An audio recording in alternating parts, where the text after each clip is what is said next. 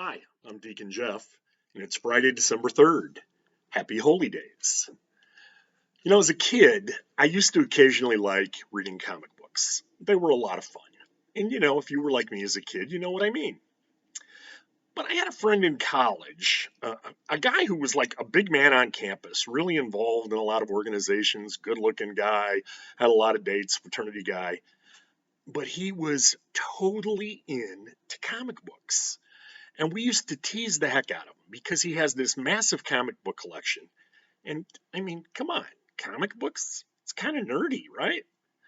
Well, turns out that he went on to become the founder of the Cartoon Network and is now an executive vice president with Turner Broadcast. Comic books. But there's a good reason that all of those comic book things have become so special. A lot of the characters in those comic books appeal to what is the best in all of us. They call out in us the best. And many of those characters have now become the subject of major, huge, successful motion pictures. Characters with special, extraordinary skills and gifts.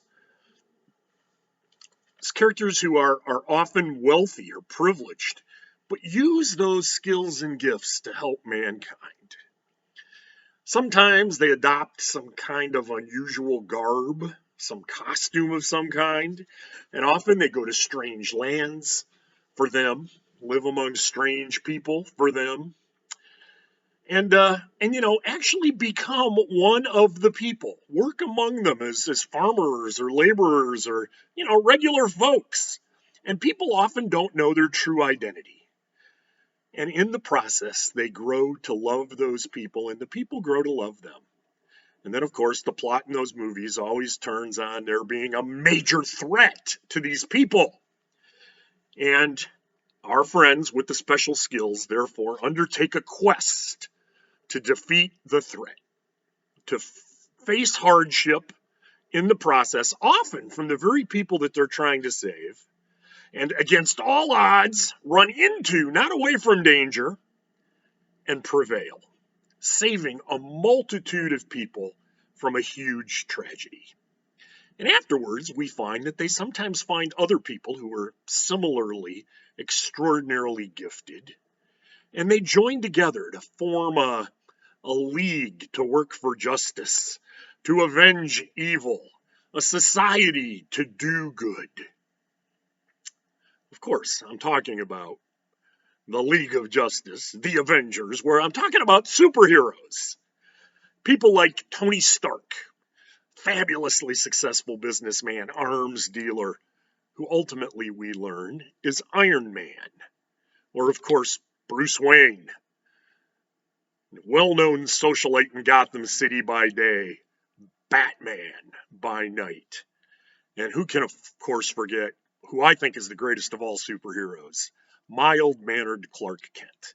Simple farm boy who worked in the fields, became ace reporter for the Daily Planet, but we all know in real life is Superman.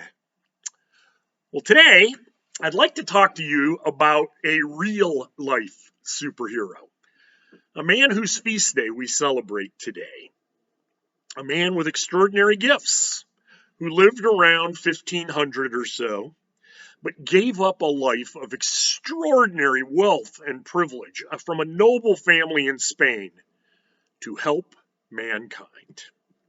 He adopted, like superheroes, some unusual garb, what we call today clerics.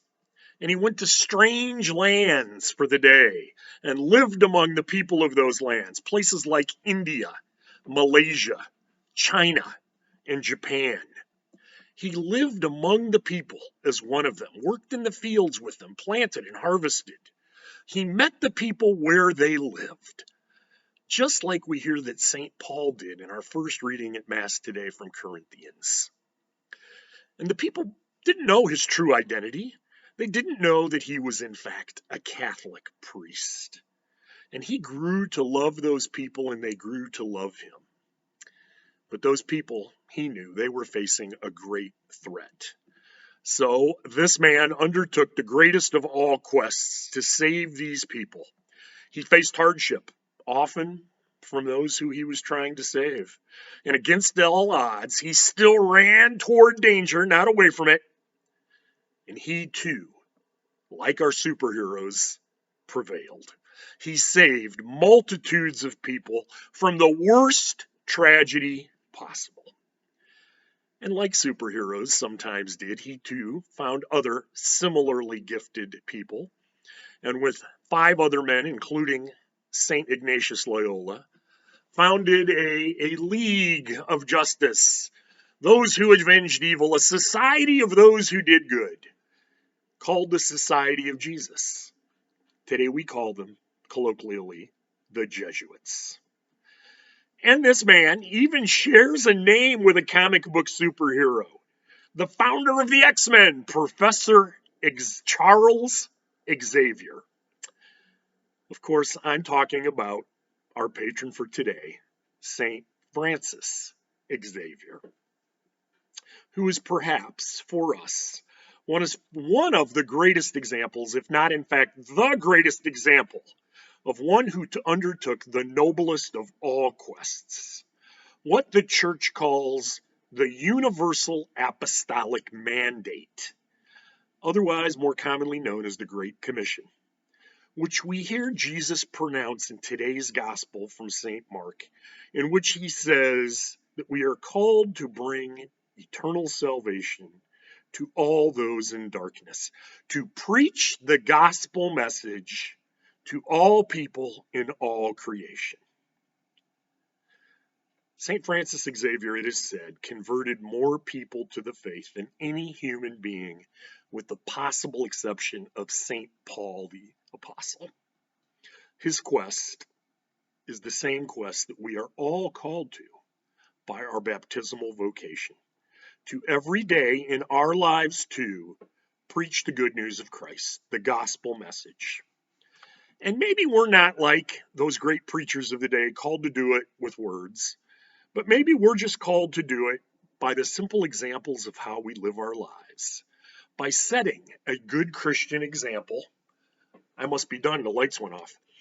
To all those around us, to our families, to our friends, to our neighbors, to our coworkers, even to those who, like St. Francis Xavier, even to those who might not even know us or we know them, even to those who may cause us hardship in our life.